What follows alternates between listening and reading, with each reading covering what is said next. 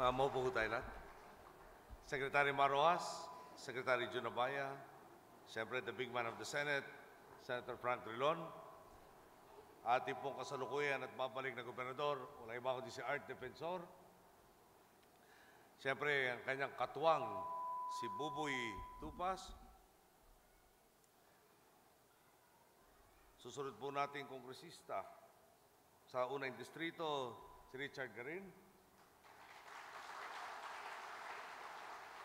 butihing Mayor Dennis Superficial. Mayor, napansin ko yung basketball court para nawala yung ring. Hindi ako nakangako, baka masabi ang vote buying. Pero babalik ako dito tapos sa eleksyon. Doon siguro wala ng vote buying. Kasama po natin sa Kongreso, butihing Kongresista Janet Garin. Matatapos na po yung termino niya, hihiramin po namin para may katuwang kami sa mapag-aayos ng problema sa Maynila. Napakahusay nito si Janet, nagpaalam ako sa kanya. Sabi ko, Janet, tulungan mo na ako dito. Sabi niya, bakit naman palagay niyo karapat-dapat ako? Unang-una kako, tignan na lang natin. Pag umarap tayo sa salamin, ang kapal ng buhok mo, sa akin hindi na. Parang can afford ka. Pero sa totoo lang po, galing siya pong doktor, sa usapan ng kalusugan, wala tayong masabi sa kanya. Marami rin po naiambag na dunong sa atin si Janet at talagang magiging asset po na natin sa pagtulong niya at paglipat sa executive.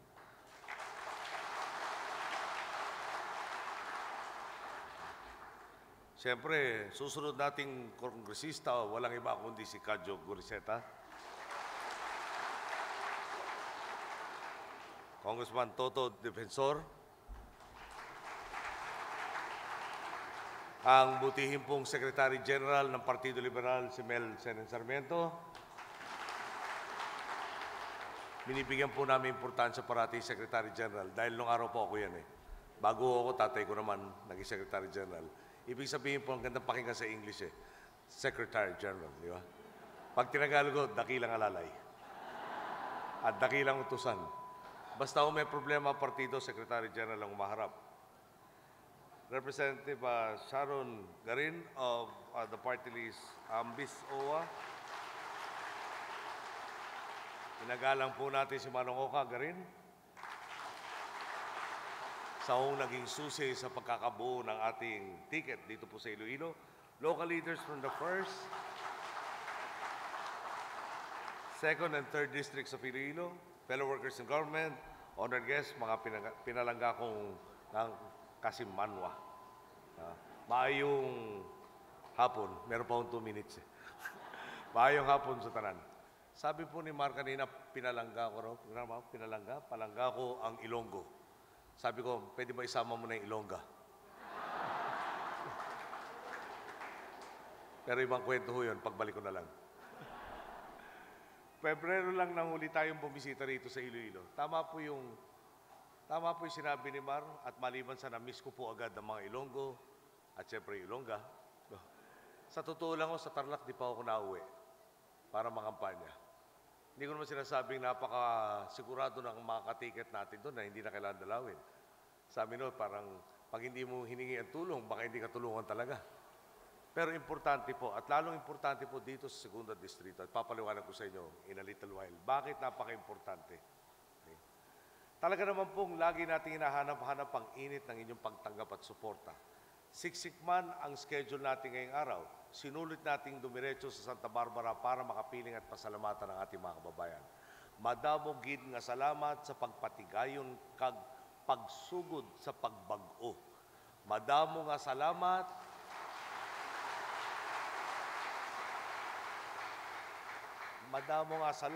sa paghatag sang kusog para tanang kita makaagi sa tadlong nga dalan.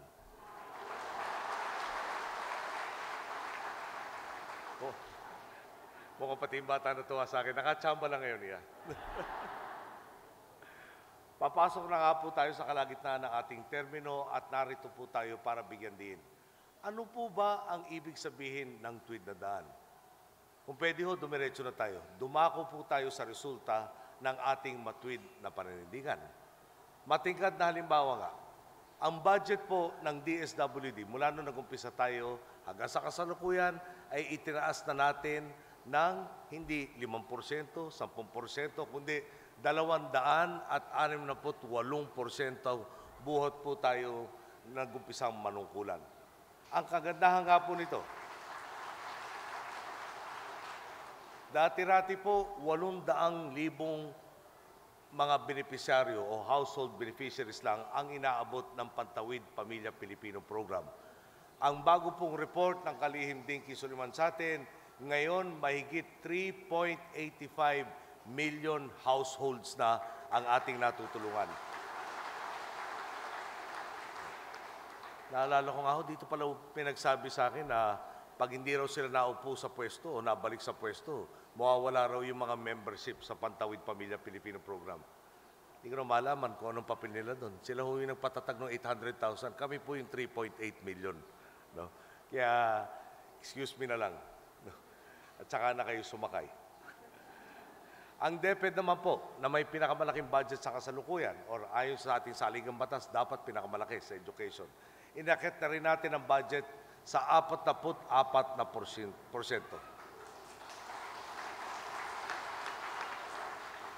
Ang resulta po, inaasahan natin pag natapos itong taon na to, tapos na rin po yung 66,800 na iniwan sa ating kakulangan sa classroom. Nabura na po ang kakulangan sa libro, mesa at upuan ng 2012. Kaya yung bata tuloy nagsabi, yay. Malapit ka na yata pumasok sa kindergarten. Budget naman po ng DOH, itinaas na rin natin ng 78%, kaya naman hindi na po nakakapagtakang 86% ng mga Pilipino, 86 ang matagumpay na nating nairehistro sa PhilHealth. Ang good news pa po, ang pinakakapuspalad nating mga kababayan ay makakapagpagamot na nang walang babayaran ni isang kusing. Yun po'y tinatawag the bottom quintile of our population.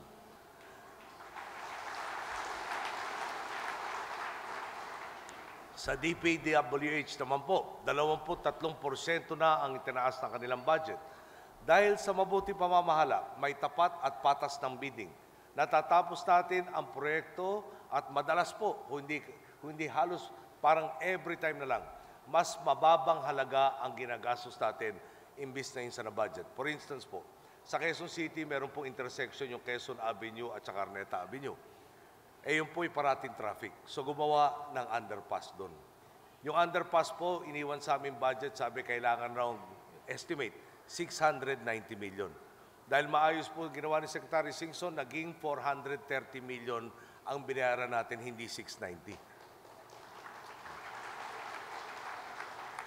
At magaling ho talaga si Secretary Babes, ipinasok na niya mas mura 100 days ahead of schedule pa. Ibig sabihin, 100 days na bawasan noong problema sa traffic ang ating mga kababayan na tumatago sa kalsadang yan. Wala na pong tagas, wala na pong tompats, wala na pong palikulikong transaksyon kung saan dumidiretso lang ang pondo sa bulsa ng kung sino-sino. Ang mabuti pamamahala po natin ay kinikilala na rin ng mundo. Sa katunayan, iniangat na nga po tayo ng Fitch na isang credit rating agency sa unang pagkakataon sa ating pong buong kasaysayan, yung ating pong mga bonds nilagay na sa investment grade status. Ano naman po ang kahulugan nito? Ibig sabihin, pag tinaas kang investment grade, mababa ang risko sa iyo. Makakautang po tayo dahil mas mababang interes dahil mas konti na risko sa atin. Pero bago pa lang tayo ginawang investment grade, talaga naman pong nakakautang na tayo sa mga bangko na para bang investment grade na tayo. So, yung budget po natin, yung budget po natin, imbis na magbabayad na malaki sa utang, at hindi yung utang lang nung ako na po yung namamahala, pati yung utang na minana ko, napapababa natin ang interest na binabayaran, dumadami yung kabanabayan na mapupunta para diretsuhan makatulong sa ating mga kababayan. Ngayon mas may tiwala na sila sa atin, ngayon wala na silang dapat pang ipagduda, mas may mataas na tayong kakayahan na pondohan ang ating mga makabuluhang serbisyong panlipunan. So ulitin ko lang po, no? Lahat ng mga nabanggit ko sa inyong ginawa natin. Ulitin ko po, kayo ang boss ko, kayo ang nagtiwala, kayo ang umasa, ito po ang resulta, kayo ang gumawa nito. No? Kaya doon siguro dapat palakpakan yung sarili nyo na talagang tama ang pagpili nyo. Ginawa po natin na mas maraming ginagawa ang inyong gobyerno na hindi nagtaas ng buwis, maliban sa tinatawag na sin tax. Yung sin tax naman po siyempre ang pakay doon kalusugan. Okay. Inkumpara naman po natin ito sa hindi tuwid na daan. Dito nga po sa ikalawang distrito ninyo, nanggaling ang dating namumuno ng TESDA. Tama po ba yun? Ano pong panlilinlang ang ginawa niya habang nasa pwesto? Nagpamigay siya ng mga scholarship voucher na alam po niya, walang appropriations. Okay? So, yung voucher, utang ng gobyerno, na alam naman niyang hindi inauthorize. Eto mga voucher na to. Hindi inauthorize, walang pambayad. Isipin po ninyo, may mga pinaasa po silang mga estudyanteng marahil hindi bigla nakapagpatuloy sa pag-aaral dahil bigla pala natuklasan nung singilan na walang pondo dito. Inilagay pa ang mga pribadong institusyon sa alanganin at kawalang katiyakan. Tinanggap yung voucher, inasahan babayaran, bigla natuklasan, balik tayo. Hindi pala authorized yun. Okay, paano yung ginastos sila nung nag-educate sila? Okay. Gaano kalaki ba yung nawala sa atin dyan? 2.4 billion pesos ang sinisingil ng mahigit 1,000 eskwelahan mula sa gobyerno. Talaga nakaka-high blood po ito, di po ba? Sa kagustuhan magpabogi, naglabas ng voucher na tsak naman tatalbog at ipinasa sa sambayanan ang pagbabayad ng utang. Sa pogi, tayo ang magbabayad na hindi inauthorize. Medyo maguluho yun, no? Paano natin bayaran yung hindi inauthorize? Kaya naman, sinampahan na po natin ng kaso ang mga nagsabwatan sa anomalyang ito at itsakin po natin, mananagot sila sa tuwid na daan.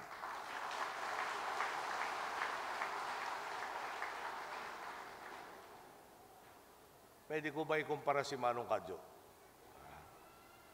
Etong taong toho, palagay ko, totoong totoo. Sasabihin niyo sa akin, bakit? Alam ko, supporter si Manong Kadyo ng aking ina. No? Noong namatay po ang aking ina, ako po, palagi ko, alam nyo, may balak ba akong tumakbo bilang presidente? Ako ba'y nagpresenta na sarili ko, pakipasa lahat ng ginawang problema ni GMA sa akin. No? Sabi ko, pasensya na kayo, hindi ako martir. Ako yung maharang nung ginagawa yung problema, ako ngayon mag-aayos ng problema niya. No? Hindi ko naman sinasabing long hair ako ng mga panahon na yon. Pero di hamak, mas makapal ang buho ko ng mga panahon na yon. Pero si Manong Kadyo, ano unang ginawa, di ba? Pagkamatay na aking ina, may nakita ko mga billboard na tinandaan ng ginawa ng ating mabuting ina. Yung po ginawa niya na alam niyang hindi naman napapaboran ng ating pinalitan ng ating ina. Kumbaga, parang lumili niya sa oposisyon. Mayor siya, nung panahon na yon, pwede siyang parusahan. Okay. Noong ako naman po inaupo na, tumulong po ang aking mga kapatid sa ating problema, 66,800 classrooms. Nagtayo sila na isang foundation, ang pangalan at 10 na ibang mga kaibigan, AGAP. Tumutulong makapuno nitong kakulangan na ito.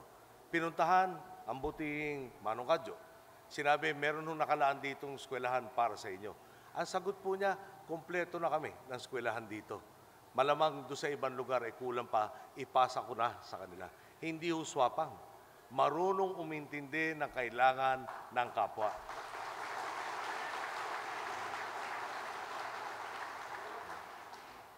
Huli na lang po, inuulit-ulit ko kayong boss ko, kayong gumawa ng paraan sa lahat ng pagbabago natin. Ngayon, siya, isa sa mga unahong tumaya.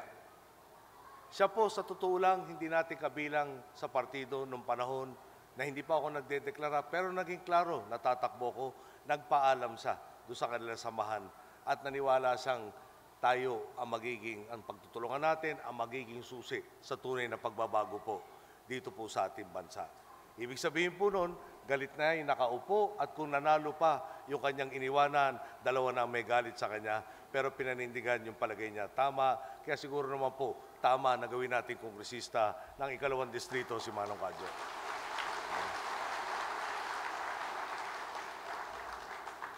At kayo, bilib ako sa inyo, napakaliwanag naman po siguro nung pinagkaiba, nung kasalukuyan nakaupo at nung isusunod natin kongresista. Pag tayo naman ho'y nabalik doon sa dating lugar, talagang medyo mapapag-isip ko, ano nangyari? Gagawa na naman natin ng paraan na lumaki pa yung problema ang ipapasa sa atin.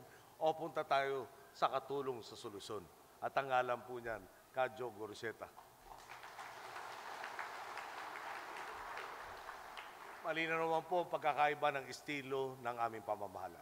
Ang sa tuwid na daan, pawang mga makabuluhang tagumpay na nagawa natin sa loob lamang ng 2 taon at 9 na buwan. Sa kabilang banda, 9 at kalahating taon naman silang namahala at iniwan tayo sa sangkaterbang o iniwanan tayo ng sangkaterbang problema. Sa mga pinunong tulad ba nito natin ipagkakatiwala ang Iloilo at ang bansa. Hindi ko po sinasabing kami na ang pinakamagaling sa lahat. Pero malinaw pa sa sikat ng araw, totoo at puwapanig kami sa taong bayan. Lahat ng para sa inyo, lahat ng nararapat sa inyo, hindi natin ipagkakait. Bukas palad namin paglilingkuran ang aming mga boss, ang sambayan ng Pilipino, ang gumawa at patuloy na gumagawa ng ating pong pagbabago.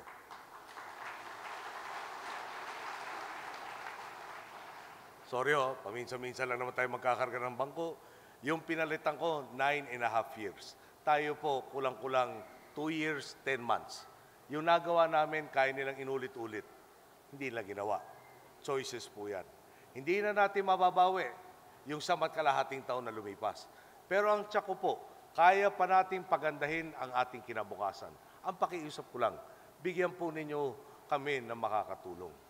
Mahigit 1 buwan na lang po, mahigit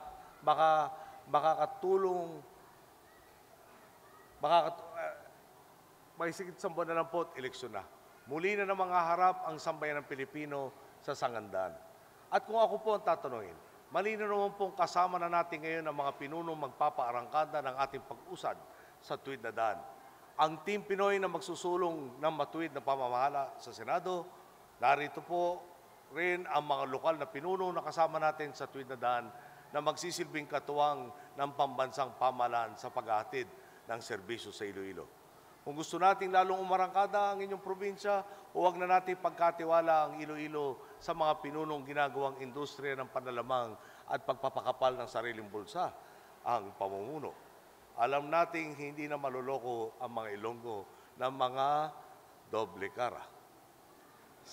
Silang humaharap sa taong bayan bilang tagapagtaguyod kunwari ng kanilang kapakanan, pero naghahari-harian naman kapag hindi na tayo nakatingin. Hahayaan po ba nating mapunta sa wala? Halimbawa, ang Halaur River Multipurpose Project Phase 2 na dahil kay Manong Frank ay ating natutunan, magsusupply ng taunang patubig sa halos 32,000 ektaryang lupang agrikultural sa Iloilo.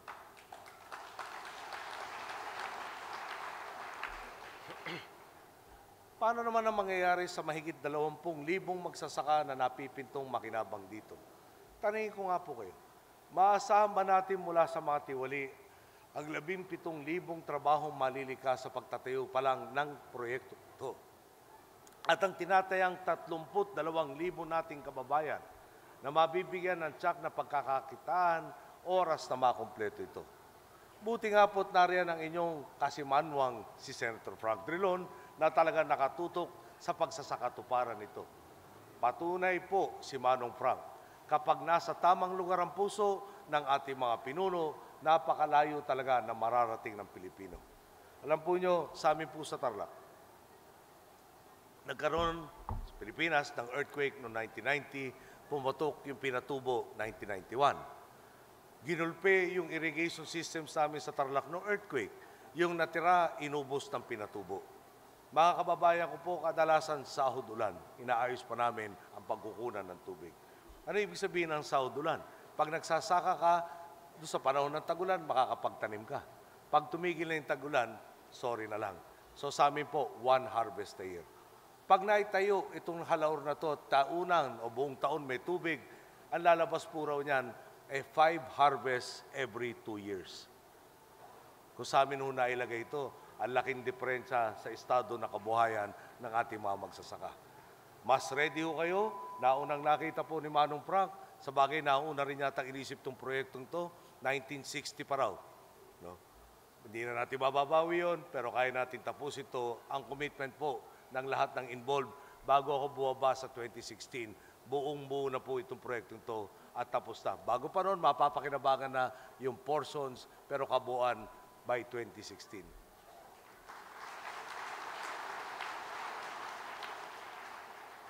Napapakinabangan na rin po ninyo ang serbisyong dulot ng pagpapagawa natin sa Metro Iloilo Regional Road mula Barangay Takas, Haro, hanggang Barangay Inagdangan, Saraga. At saka po, kung makakatuwang natin sa tuwid na daan ang inyong ihalal, pihadong epektibo din nating matatapos ang Iloilo Circumferential Road na magpapabilis ng travel time mula Leganes hanggang Arevalo District. Alam na po naman natin, anumang proyekto, maliit man o malaki, sigurado magiging usad, pagong, kung hindi magkatugma ang adhikain ng lokal at pambansang pamahalaan. Kung nais po natin maging tuloy-tuloy ang daloy ng serbisyo sa mga Ilonggo, iboto po natin ang kasabay nating humakbang sa isang direksyon. Pinangungunahan po ito ni Governor Art Defensor.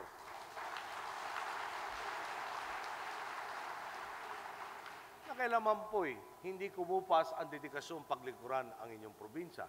Makakaasa tayong sa kanyang pamumuno, dire-diretso na ang Iloilo sa landas ng higit pang pag-asenso. Katuwang po niya si Buboy Tupas. Nagpatunay na sa ating handa siya magsakripisyo para sa kabubuti ng mas nakakarami. Para po sa inyong distrito, ulitin ko lang po, baka meron nung dinakinig kanina, malinaw naman po siguro sa lahat. Kadyo Goriseta ang dapat at katuwang natin sa tuwid na daan. Siya po ang pinunong magbibigay liwanag sa inyong distrito at ang kalaban naman ang dilim na magpapaligaw sa atin sa tamang daan. Nariyan din sina Richard Garin, Toto Defensor, at si Manong Neil Tupas, na itinataya ang kanilang pangalan sa makabuluhang paglilingkod bayan. Alam po nyo, si Manong Neil, si Manong Art, matagal na po mga naglilingkod bayan yan. Dalawang haligi dito po sa Iloilo. Isipin nyo, dati baka nagkantunggali, ngayon po magkasama. Paano kaya hindi natin aasahan pa na lalong aarangkada ang pag-angat ng Iloilo? Salamat po sa kanilang pag-uugnayan.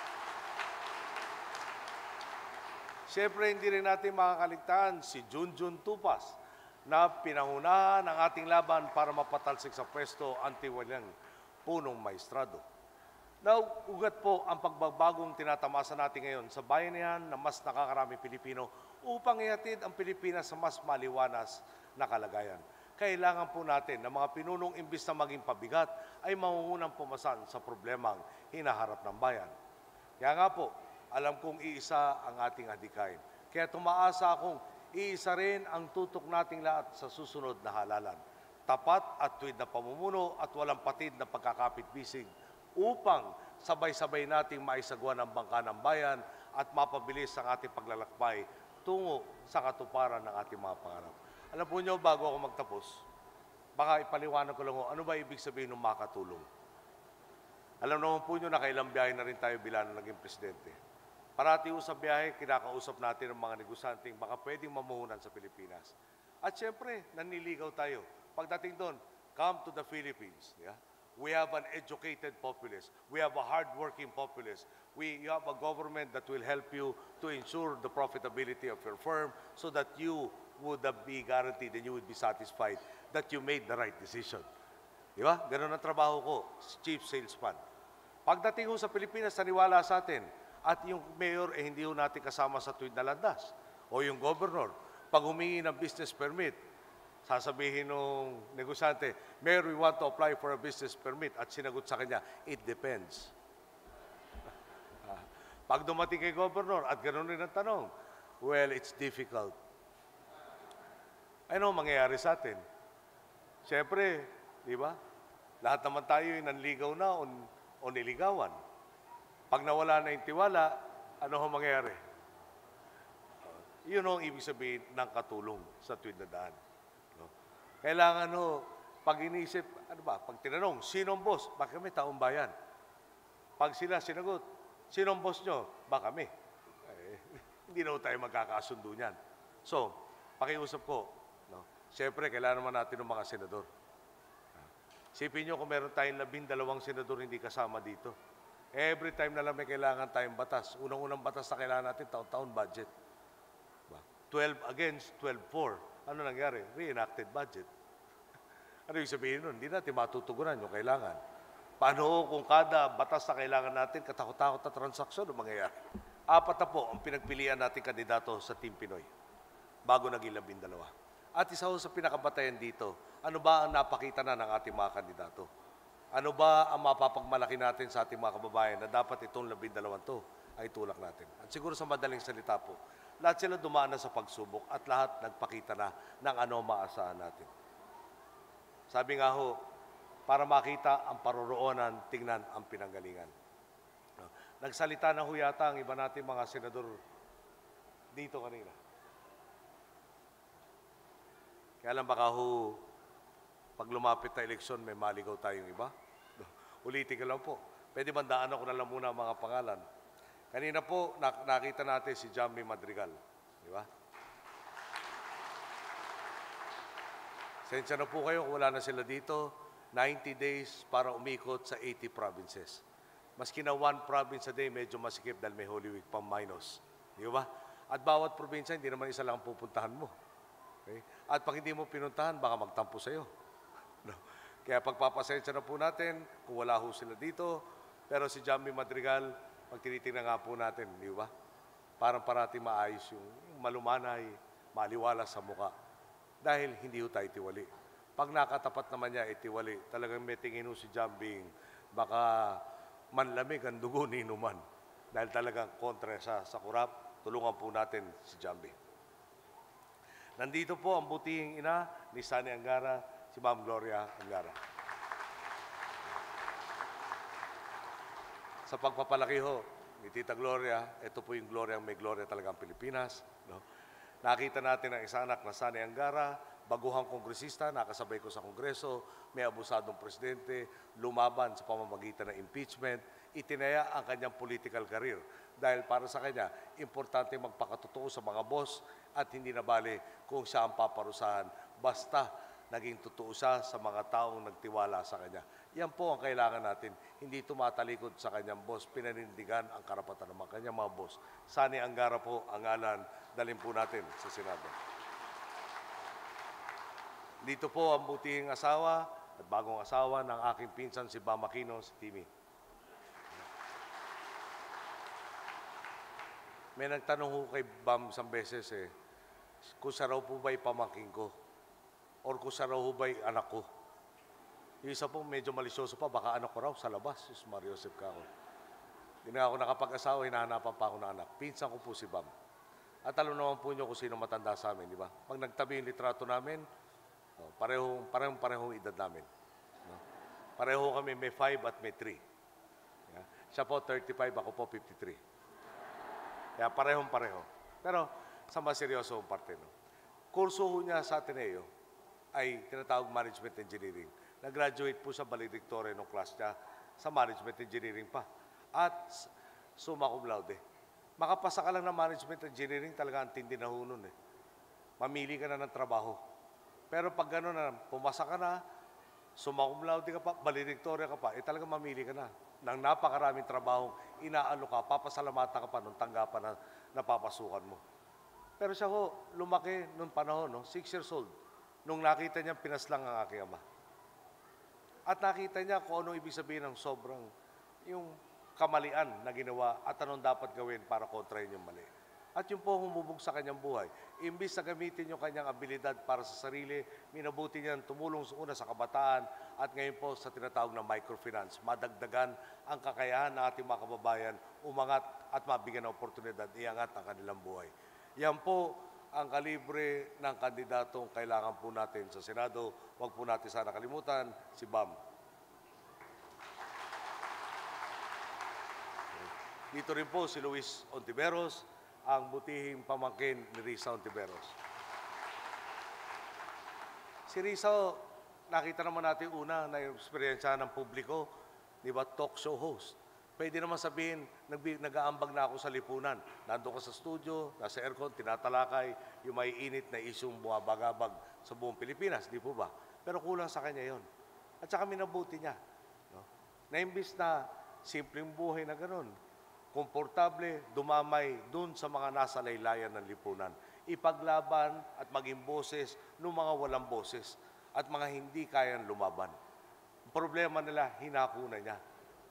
At yan nga ho, ginagawa dahil palagay niya, yan ang tama. Yan po, kailangan nating kalibre ng senador.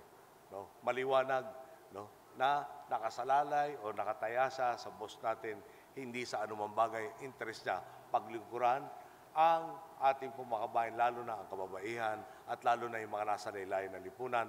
Risa Ontiveros po, huwag natin kalimutan. Nandito rin po kanina si Paco Magsaysay, no? Anak po ni June Magsaysay.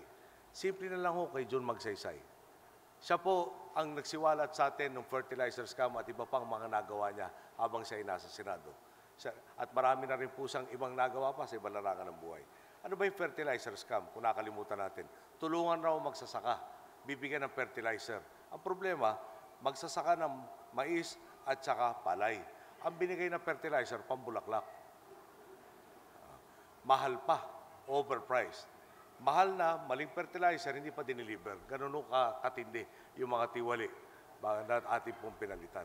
So, nung nilabanan, siniwalat ni June Magsaysay ito, kinalaban ang mga mabibigat na mga tao sa ating pong gobyerno at pinanindigan niya.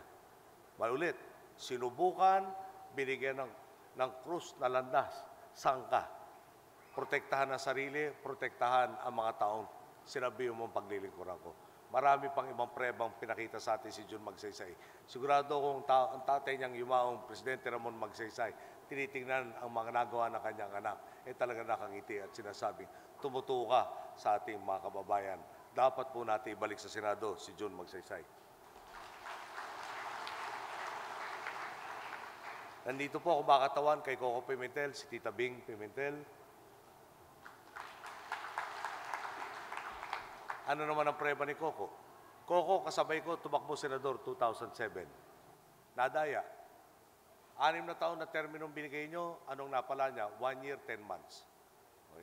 Majority nung term niya, hindi niya napakinabangan. So, ano naging sangandaan niya? 2010, nagkaroon ng halalan ulit. Pwede siya tumakbo. Pero pag tumakbo siya, inabandonan na niya yung kanyang protesta. So, paano niya ipaglalaban yung karapatan yung mamili ng mga mamumuno natin? Namili siya ulit. Hindi na iabante yung karir niya sa politika.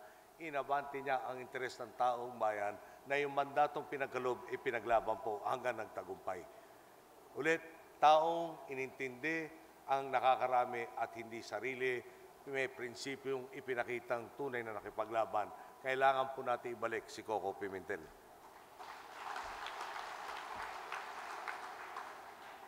Si Arlene Trillanes, buti may bahay ni Sunny Trillanes. Nandito rin po. Ulit, si Sunny, gano'n rin ang krus. Lumaban sa dati nakaupo, ipinakulong. Tumakbo bilang senador, nanalo habang nasa piitan. No? Nung naging senador, di pa rin pinakawalan. Nandun pa rin ginampanan na kayong trabaho bilang senador sa loob ng piitan o kulungan. Di ba, isang tawag lang, sabihin surrender na ako, bow na ako, kung ano man sabihin nyo, okay na ako. Pinakawalan siya. Pero tinis niya, makulong dahil ulit. Nagpakatotoo siya, sinabi niya sa inyong paglilingkuran kayo, ipaglalaban kayo, siya ang pinahirapan, ipinaglaban ang interes nating lahat. Kailangan po rin po natin pwede ibalik si Sunny Trillanes sa Senado. Si Grace po, sabi nga pinakamagalang na kandidato namin, parati natin maalala, pag nagbatihan tayo, magandang umaga po, magandang gabi po. Pero ang seryoso po nito, itinalaga ko siya sa MTRCB. MTRCB po, siyempre kausap nyo mga artists. Yung artist po, walang malumanay na damdamin dyan. Siyempre, kada obra nila, binubuhos yung buong kalooban.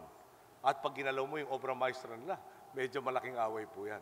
Pero sa galing po niya, sa pakikipag-ugnayan sa tao, pagmamanage po ng issues ng MTRCB, wala na pong umabot na issue sa akin at mapayapa. Pati yung inirekomenda niya papalit sa kanya, ganun rin ang nangyayari. Hanggang ngayon po, wala tayong issue mabigat na kailangan talakayin sa MTRCB. Si Grace po, siguro isa lang naman talagang inaasam-asam.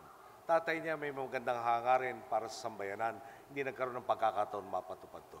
Siya ang magpapatuloy at gagawing katotohanan yung inasam-asam ng kanyang yumaong ama si FPJ. Tulungan po natin, ilagay natin sa Senado si Grace po. Cynthia Villar po, asawa ng dati naming speaker, no? Ako po'y bagong kongresista, Manny Villar. Siya po ay tumayong parang ina, tinulungan kami maging epektibong kinatawan ng aming distrito. Ang pinakagusto ko po kay Cynthia, pagkausap nyo, hindi ho nang bobolang tao to. Gusto ka, ayaw sa'yo, ayaw sa'yo. Ang asahan natin na parati sasabihin ang totoo. At yan po ang taong kailangan natin. Kaya naman pag sinabi niyang ang buhay no, ay maganda at magiging hanep kung maraming hanap buhay. Ako po ay naniniwalang talagang lalo sa magpupursige dyan. Kaya kung pwede po ulit, tulungan natin si Cynthia Villar mapunta sa Senado. Yung huling tatlo po, si Alan Cayetano, si Chis Escudero, si Loren Regarda, mahirap na ho yata magdagdag pa dahil kilala natin yung tatlong yan. Yung dalawa po, kasabay ko sa Kongreso, napakarami naming laban na dinaanan sa 9 na taon. Marami pong investigasyon para ma-educate, malaman ng taong bayan kung ano ang mga maling nangyayari nung tayo po ay nandun sa Kongreso at hanggang umabot sa Senado, tuloy pa rin yun tulad sa NBN-GTE deal. Okay? Siguro, si Loren, kilala naman nyo, talagang tagapagtanggol ng kalikasan, makailang ulit na po naging #1 sa Senado, usapan ng kababaihan, usapan ng kalikasan. Palagay ko naman hindi nagkulang si Loren kailanman sa ating lahat. Kaya kung pwede po, tandaan na natin itong tatlong to. Sabi nga nung kumpare kong si Chis Escudero, paalala ko raw po, he definitely has a big heart for all of us. Okay? So mga kasama, malapit na po tayo, nasa gitna nga. Kung natuwa kayo, at yun naman siguro pagpipiliin natin sa darating na halalan. 3 years to go. Ako po, ang ambisyon ko, simpleng-simple. Meron pong inumpisa ng tatay ko, nanay ko, at marami pang ibang kasamahan na hindi man natikman lumampas o makaabot sa EDSA. Dito po, may pagkakataon tayo tapusin yung kanilang pinaglaban. Dito po, kaya natin baguhin ng napakalaki ang ating pulipunan tulad ng mga pagbabago nangyayari nito. Tama ho ipili natin, lalong bibilis yung pagbabago tungo sa mas mabuting sitwasyon para sa ating lahat. Ulitin ko lang po, kayo ang boss ko, ang lakas ko ay kayo, ang gagawa ng lahat nito at ang gumawa ng lahat nito ay kayo rin po. Sa inyo ako nakasandal at sigurado po kung lalo tayo magkakatulungan sa darating na halalan sa Mayo. Magandang gabi po, maraming salamat sa inyo lahat.